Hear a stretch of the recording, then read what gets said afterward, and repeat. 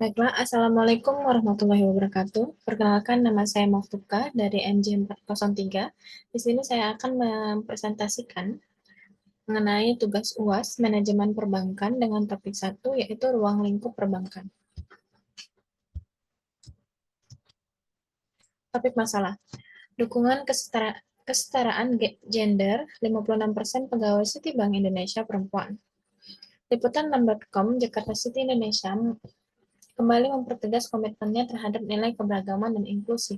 Menurut CEO Citi Indonesia Batara Sianturi, inklusi merupakan sesuatu yang sangat identik dengan Indonesia. Inklusi sosial juga menjadi kunci dalam memanfaatkan keberagaman untuk membangun Indonesia yang lebih baik.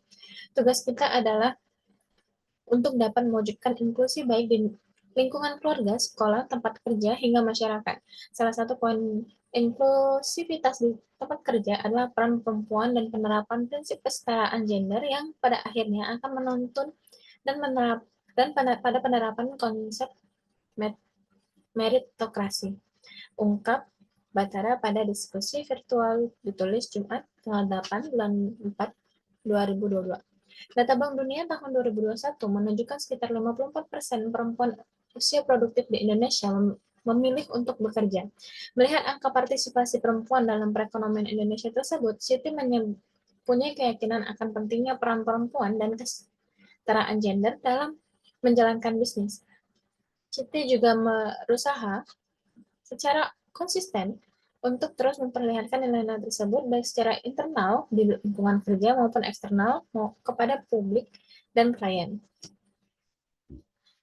Dirinya menambahkan komitmen Citi Indonesia terhadap kesetaraan gender ini tercermin dari komposisi pegawai perusahaan. Hingga kini 56% perawanan Citi Indonesia adalah perempuan yang tersebar di seluruh level dan peran. Lewat Citi PK atau Citi Peduli dan Berkarya, perusahaan juga membantu memberdayakan perempuan di kalangan masyarakat. Poin-poin penting. Yang pertama yaitu kesetaraan gender di industri perbankan. Teks tersebut menyoroti komitmen Citi Indonesia terhadap kesetaraan gender dengan 56% pegawainya adalah perempuan. Hal ini menunjukkan bahwa industri perbankan dalam hal ini, Citi memberikan perhatian pada representasi perempuan di tempat kerja dan menerapkan prinsip kesetaraan gender. Yang kedua adalah inklusi sebagai nilai perusahaan. CEO Citi Indonesia menekankan pentingnya inklusi sebagai nilai yang identik dengan Indonesia dan kunci untuk memanfaatkan keberagaman. Hal ini relevan dengan ruang lingkup perbankan karena bank sebagai lembaga keuangan memiliki peran dalam mewujudkan inklusi sosial dan ekonomi, termasuk melalui pemberdayaan perempuan. Selanjutnya adalah pemberdayaan perempuan melalui program perusahaan.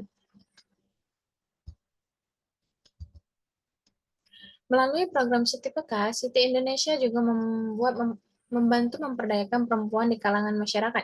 Hal ini menunjukkan bahwa bank tidak hanya fokus pada kesetaraan gender dan internal perusahaan, tetapi juga berkontribusi pada pemberdayaan perempuan di luar perusahaan yang merupakan bagian dari tanggung jawab sosial perusahaan atau CSR di sektor perbankan. Data partisipasi perempuan dalam perekonomian.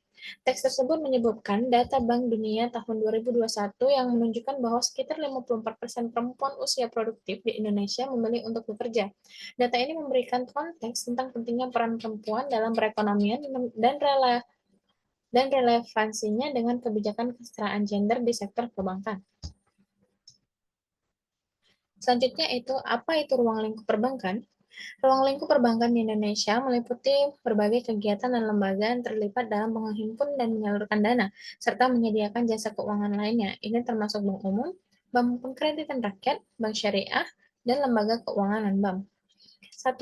Bank umum. Bank umum merupakan bank yang dapat memberikan jasa perbankan lengkap seperti menghimpun dana dalam bentuk simpanan, seperti tabungan, giro, deposito, yang menyalurkan dana dalam bentuk kredit, dan menyediakan jasa keuangan lainnya.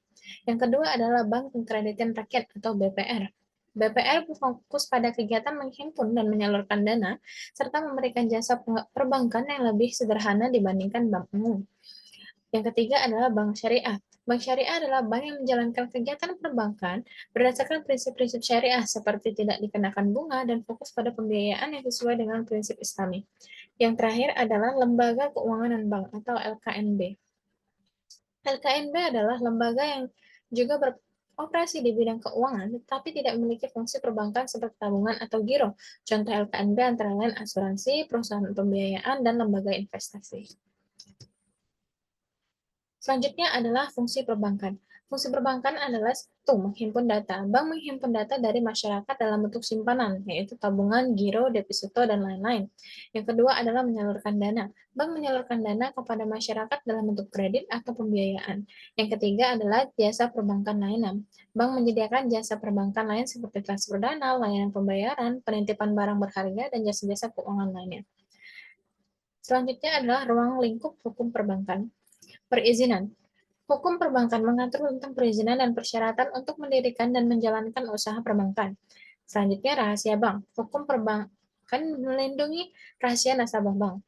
Selanjutnya, pengawasan bank. Hukum perbankan mengatur tentang pengawasan dan pemantauan terhadap kegiatan usaha perbankan.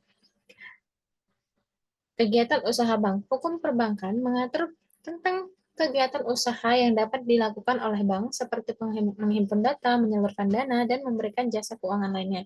Yang terakhir adalah tindak pidana perbankan. Hukum perbankan juga mengatur tentang tindak pidana yang berkaitan dengan perbankan seperti tindak pidana terkait perizinan, rahasia bank, dan kegiatan usaha bank. Selanjutnya yaitu kegiatan usaha perbankan. Simpanan berupa tabungan, deposito, giro. Kredit berupa pinjaman pribadi, kredit rumah atau KPR, dan kredit rendah kendaraan. Selanjutnya adalah layanan jasa berupa transfer, pembayaran, penagihan, keliling, dan lain-lain. Yang terakhir adalah layanan pasar modal, yaitu penjamin emisi, wali amanat, dan perantara perdagangan efek. Yang pertama, proses pelaksanaan. Mekanisme penghimpunan dana, yaitu berupa tabungan, deposito, giro, dan lain-lain. Mekanisme penyaluran dana, kredit, pembiayaan, investasi, dan lain-lain. Dan proses transaksi berupa transfer, pembayaran, keliling, dan lain-lain. Produk perbankan.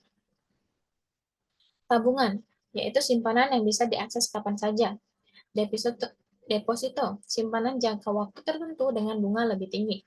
Giro, rekening untuk transaksi pembayaran, kartu kredit atau debit, alat pembayaran non-tunai, letter of credit atau LC atau L atau C, jaminan pembayaran dalam perdagangan internasional, kredit pinjaman untuk berbagai keperluan,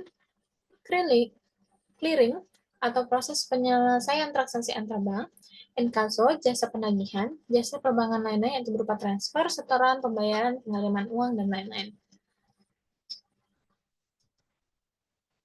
Yang terakhir adalah kesimpulan. Dengan demikian, teks tersebut menggambarkan bagaimana isu kesetaraan gender dan inklusi menjadi bagian penting dari ruang lingkup perbankan, baik dalam operasional internal perusahaan maupun dalam kontribusinya terhadap masyarakat. Perbankan memiliki peran penting dalam perekonomian, yaitu sebagai penghimpun dan penyalur dana, serta mendukung kelancaran transaksi pembayaran.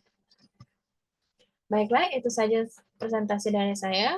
Saya akhiri. Wassalamualaikum warahmatullahi wabarakatuh.